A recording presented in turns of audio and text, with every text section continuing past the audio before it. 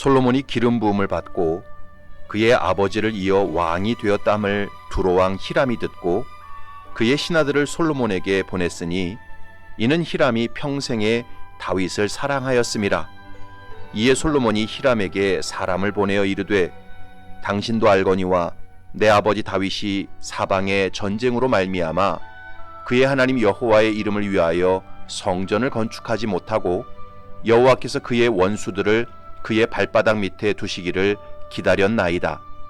이제 내 하나님 여호와께서 내게 사방에 태평을 주심에 원수도 없고 재앙도 없도다.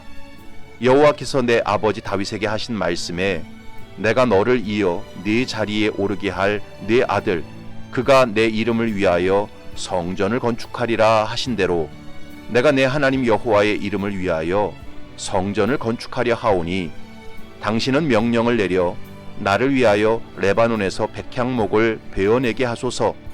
내 종과 당신의 종이 함께 할 것이요 또 내가 당신의 모든 말씀대로 당신의 종의 삭슬 당신에게 드리리이다. 당신도 알거니와 우리 중에는 시돈 사람처럼 벌목을 잘하는 자가 없나이다. 아멘.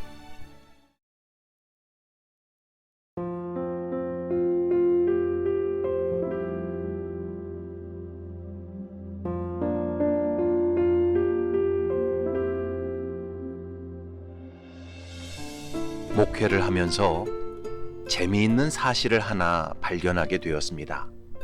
그것은 목사님들 중에 자기 뜻대로 목회하는 분이 하나도 없다는 것입니다. 큰 목회를 하고 싶다고 해서 대형 교회를 목회하는 분이 없고 작은 목회를 하고 싶다고 해서 소형 교회를 목회하는 분이 없습니다. 전에 제가 부목사로 섬겼던 교회의 원로 목사님은 성도 7명과 함께 개척교회를 시작했습니다. 그 목사님은 태생적으로 내성적인 분이었습니다. 인간관계를 매우 부담스러워하시는 목사님이었습니다. 그래서 성도님들과 함께 식사하는 것도 힘들어하고 같이 앉아서 차 마시는 것도 매우 어색해했습니다. 그런 본인의 성품을 누구보다 잘 아셨기 때문에 큰 목회를 할 생각은 전혀 하지 않으셨습니다. 그런데 개척한 이후에 성도들이 교회에 꾸역꾸역 모여드는 것이었습니다. 그래서 예배당을 건축하고 나면 금방 교회가 다 차서 다시 건축을 준비해야 하는 상황이 되었습니다.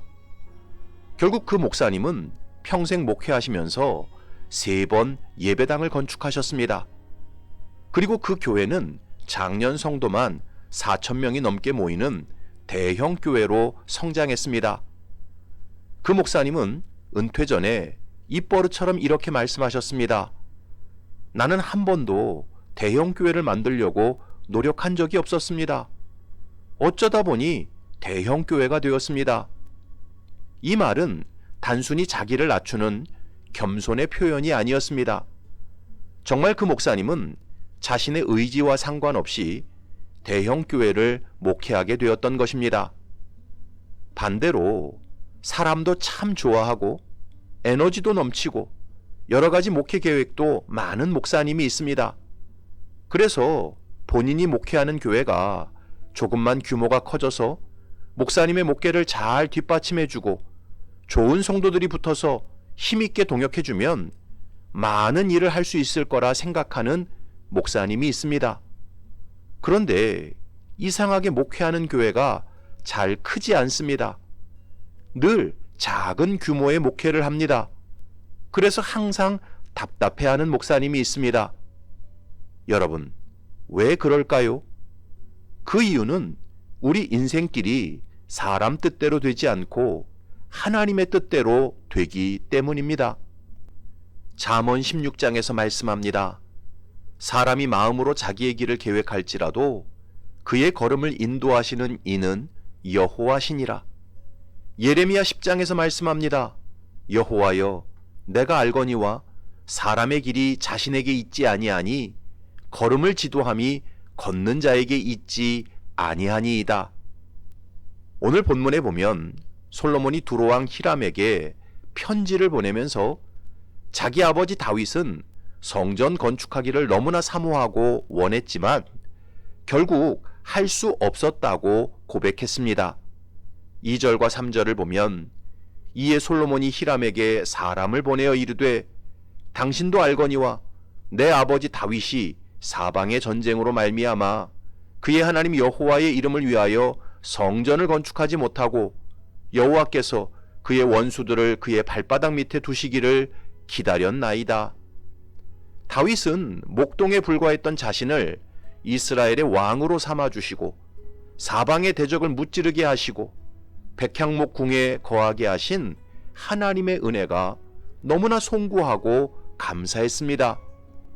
그래서 나단 선지자에게 여호와의 성전을 짓고 싶은 마음을 내비추었지요. 여호와께서 주위의 모든 원수를 무찌르사 왕으로 궁에 평안히 살게 하신 때에 왕이 선지자 나단에게 이르되 볼지어다 나는 백향목궁에 살거늘 하나님의 궤는 휘장 가운데에 있도다. 하나님의 성전을 짓고 싶어 했던 다윗의 마음은 결코 가볍게 품었던 소원이 아니었습니다. 다윗은 시편 27편에서 자신의 가장 큰 소원이 무엇인지를 밝혔습니다. 내가 여호와께 바라는 한 가지 일, 그것을 구하리니 곧 내가 내 평생에 여호와의 집에 살면서 여호와의 아름다움을 바라보며 그의 성전에서 사모하는 그것이라.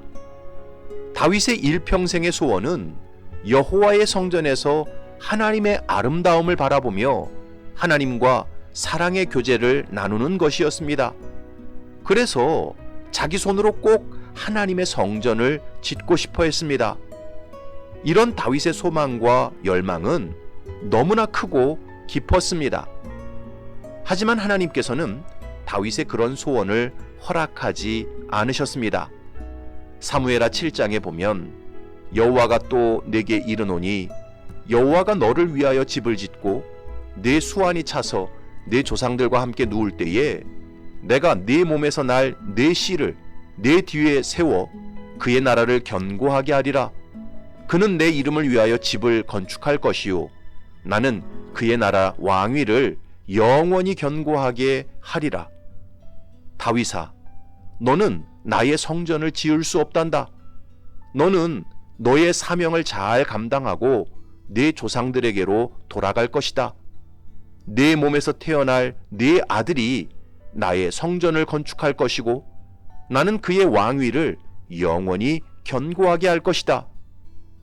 결국 다윗은 하나님의 뜻대로 성전을 짓지 못하고 인생을 마감했습니다. 그리고 성전은 하나님의 뜻대로 솔로몬을 통해 지어졌습니다. 이런 성경의 기록을 보면서 성도들은 깨달아야 합니다. 우리 인생은 결코 내 소원과 뜻대로 다 되는 게 아닙니다. 오직 하나님의 뜻대로 다 됩니다. 왜냐하면 이 세계와 우리의 생명이 하나님의 것이기 때문입니다. 잠언 19장에서 말씀합니다. 사람의 마음에는 많은 계획이 있어도 오직 여호와의 뜻만이 완전히 서리라. 하나님의 사람 모세를 생각해 보십시오. 80세의 부름을 받아 출애굽의 역사를 이룬 모세는 광야에서 40년 동안 이스라엘 백성들을 이끌었습니다. 그러니 모세 입장에서는 얼마나 약속의 땅 가나안에 들어가 보고 싶었겠습니까? 단 하루를 살아도 약속의 땅 가나안에서 살다가 죽고 싶었을 것입니다. 그래서 모세는 하나님께 간청했습니다.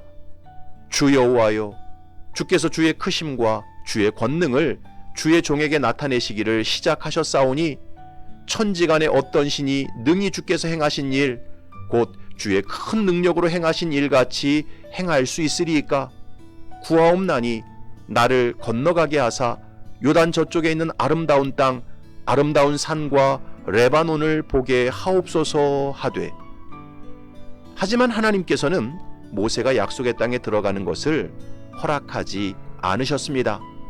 그저 비스가 산에 올라가서 약속의 땅을 바라보게만 하셨습니다.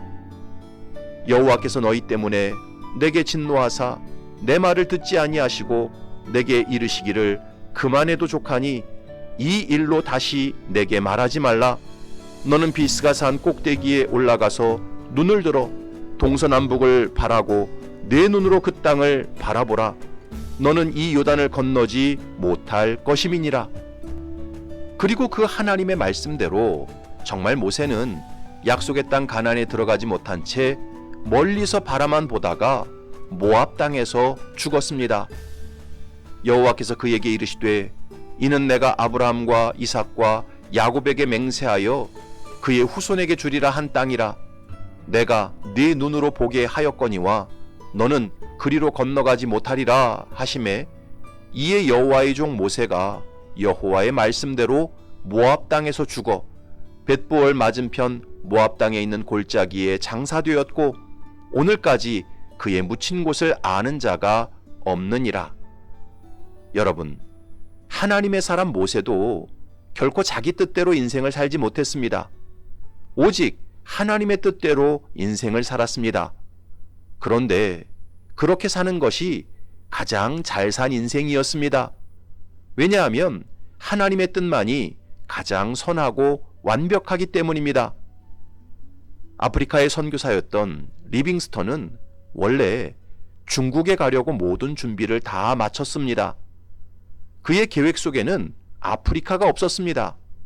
그러나 하나님께서 그를 아프리카로 보내셨고 그곳에서 선교사로, 탐험가로, 의료 전도사로 사역하게 하셨을 때 순종했습니다. 위대한 업적을 남겼습니다. 근대 선교의 아버지라고 불렸던 윌리엄 캐리 역시 마찬가지였습니다. 그는 원래 남태평양으로 가려고 했습니다. 그런데 하나님께서 그를 인도로 보내셨습니다. 그래서 인도에서 현지어로 성경을 번역하여 보급하는 사역을 했습니다. 고아들의 아버지 조지 뮬러 역시 마찬가지였습니다. 그는 처음에 고아원 사역에 대해서는 전혀 생각도 하지 않았습니다. 아프리카 선교사로 가려고 했었습니다. 그래서 영국 런던에 영어를 배우러 갔는데 거기서 길거리를 헤매는 고아들을 보고 하나님의 음성을 듣게 되었습니다. 너는 아프리카 선교사로 가지 말고 여기에서 고아원을 세우고 고아들을 돌보거라. 그 뜻에 순종하여 수많은 고아들을 돌아보고 그 과정 속에서 5만 번 이상의 기도 응답을 받는 영적 거장이 되었습니다. 사랑하는 성도 여러분, 인생의 주인은 결코 내가 아니라 하나님이십니다. 따라서 인생은 절대 내 뜻대로 되지 않습니다. 오직 하나님의 뜻대로 됩니다. 그리고 하나님의 뜻대로 되는 것이 가장 선하고 복된 것입니다. 그러므로 인생을 살아가면서 내 뜻대로 일이 안 풀린다고 하여 너무 속상해하거나 낙심해하지 마십시오. 도리어 그 상황 속에서 하나님의 뜻이 무엇인지를 깊이 생각하고 그 뜻에 나를 복종시키십시오. 그러면 지금 당장은 아닐지라도 조금 더 시간이 흐른 뒤에 우리가 감히 상상하지도 못했던 더 큰 선과 더 큰 복이 임하는 것을 체험하게 될 것입니다. 이런 겸손한 인생을 살아가는 저와 여러분이 되시기를 주님의 이름으로 축원합니다. 아멘.